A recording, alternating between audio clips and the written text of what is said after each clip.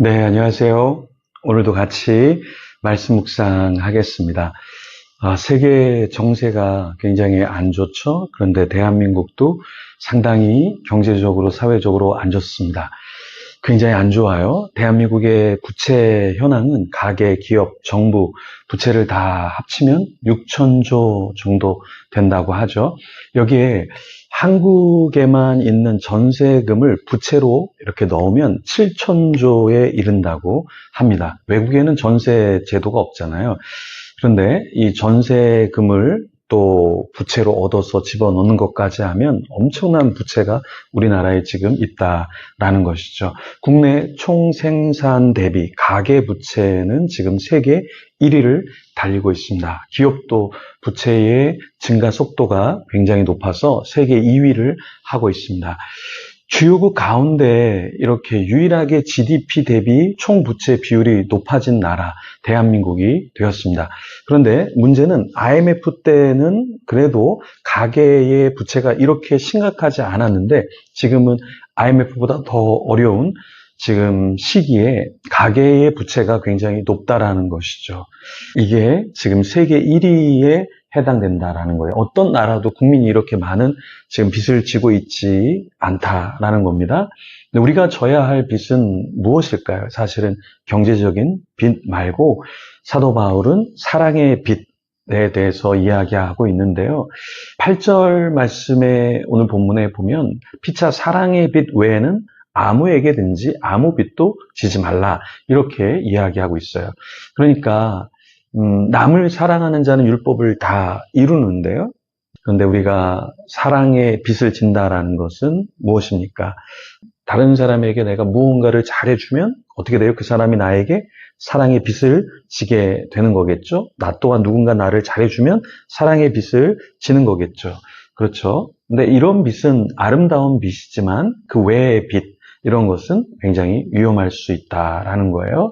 자, 사랑의 빚을 진다라고 했을 때 우리는 참 내가 어려움에 있을 때 누군가 나를 도와주면 여러분 그건 평생 잊을 수가 없는 것이죠. 그래서 사도 바울은 뭐라고 이야기하냐면 우리가 서로 사랑으로 대해서 어떠한 사랑의 빚은 질지언정 우리가 공동체 안에서 사랑을 놓쳐서는 안 된다라는 이야기를 하고 있습니다. 그러면 우리가 사랑으로 대할 때 멀어지는 것이 무엇이냐라고 했을 때 간음이 멀어집니다. 내가 사랑하기 때문에 간음하지 않고 내가 사랑하기 때문에 또 살인이 멀어져요. 또 사랑하기 때문에 도둑질이 멀어집니다. 사랑하지 않으니까 누군가에게서 금전적으로 도둑질을 하게 되는 거잖아요. 또 사랑하니까 탐내지 않습니다. 남의 집의 물건을 내가 사랑하는 사람 것을 탐낸다? 전혀 절대 그렇게 할 수 없죠. 그리고 또 이웃을 자신과 같이 사랑하니까 이웃을 마구 대할 수는 없다라는 겁니다. 오늘 제가 한 분을 만났는데 그분이 그런 얘기를 하더라고요. 목회자를 만났는데 목회자가 이 교회의 어떤 직분자, 어떤 스텝 이런 사람을 막 대하는 것을 이렇게 보면서 상처를 받았다. 이런 이야기를 하더라고요. 근데 이런 것도 굉장히 조심해야겠죠. 그래서 우리가 서로를 사랑하기 때문에 존중해 주면 너무나 좋겠죠. 우리가 국가를 사랑하면 어떻습니까? 예. 조세, 관세 이런 것들을 내겠죠. 사랑하지 않으니까 세금을 우리가 내려고 하지 않는 것이고요. 또 공동체를 우리가 사랑하면 이웃을 사랑하면 어떻습니까? 우리가 서로 돌보고 책임감을 갖게 되는 것이죠. 요즘은 책임감이 없습니다. 부모가 자녀에게, 자녀가 부모에게 책임감이 없죠. 그리고 책임감이 없어도 다 이해하는 시대에 살아가고 있습니다. 왜 그럴까요? 많은 사람들이 책임감이 없다 보니까 뭐 저 사람도 없는 게 뭐 당연시 여겨지는 것이죠. 근데 우리는 이렇게 해서는 안 되겠다. 우리 가운데는 공동체성이 있으면 좋겠습니다. 그러니까 누군가 아팠을 때 같이 기도해주고 누가 경제적으로 좀 어려움이 있을 때 조금 도와주는 거 이런 것들이 우리에게 좀 필요하지 않을까. 우리가 선교회가 이제 출발을 하게 돼서 사랑의 바자회를 하게 됩니다. 네. 9월 둘째 주에 저희가 지금 하려고 하는데 첫째 주는 너무 조급하고 둘째 주에 해도 셋째 주에 나가니까 괜찮을 것 같습니다. 제가 착각을 해갖고 돌아오는 주에 바로 하고 그 다음에 나가는 줄 알았는데 네, 셋째 주에 나가기 때문에 둘째 주에 저희가 사랑의 바자회를 하려고 하는데요. 이렇게 물건을 가져와 주시고 또 함께 해주시는 분들이 있습니다. 여러분들도 동참해 주시는데 왜 우리가 이걸 할까요? 사랑하기 때문에. 공동체 안에서 누군가 선교를 나간다고 할 때 그 사람들을 우리가 지지해주고 우리가 섬겨주려고 하는 이 마음이 있어야 하겠죠. 그래서 우리는 끊임없이 공동체 안에서 사랑을 베풀려고 해야 한다라는 것입니다.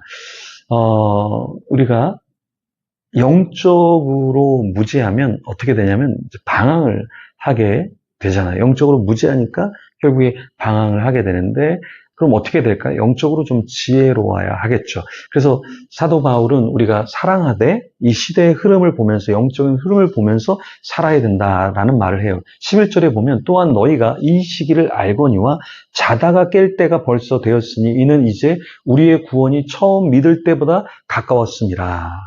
사도 바울이 무엇을 얘기합니까? 우리가 그냥 사랑하고 여기서 살아가는 것에 만족하는 것이 아니라 우리가 자다가 깰 때가 됐다. 왜 그러냐? 이제 구원의 날이 점점 더 우리에게 가까이 오고 있다라는 거예요. 그러면 이것을 알면 우리는 어떻게 살아가야 되는가? 12절에 사도 바울은 이렇게 우리에게 권면합니다. 밤이 깊고 낮이 가까웠으니 그러므로 우리가 어둠의 일을 벗고 빛의 갑옷을 입자. 이렇게 이야기하고 있습니다. 어둠의 일, 누구보다 우리 자신이 너무나 잘 알죠. 그렇죠? 제가 스레드라고 하는 SNS 새로운 플랫폼이 생겨서 제가 거기다가 첫 글을 올렸습니다. 네, 제 소개를 간단하게 하고 그 다음에 어떤 중독이 있습니까? 이렇게 물어봤는데요. 여러분들이 인정 중독, 뭐 이런 스레드 중독, 무슨 중독 막 이야기를 해 주셨어요. 근데 어떤 분이 이런 댓글도 달았습니다. 뭐 이런 걸 물어본다고 여기다가 댓글을 달 사람이 있냐. 그냥 친한 사람들은 그냥 예의상 달아주겠지만 누가 여기다가 이걸 달아주겠냐. 이런 댓글을 달았는데요. 근데 제가 뭐라고 댓글을 달았냐면 사실은 이런 중독에 대해서 물어만 줘도 사실은 중독에 대한 회복과 치유의 과정이다. 그래서 내가 이것을 물어본 거다. 이렇게 이야기를 했습니다. 맞습니다. 어둠의 일은 누구보다 나 자신이 알아요. 그래서 남에게 말하는 거 꺼리껴지죠. 그런데 어떤 어둠의 길을 가고 있는지 물어만 줘도 굉장한 큰 도움이 된다. 빛의 갑옷을 입게 된다라는 거예요.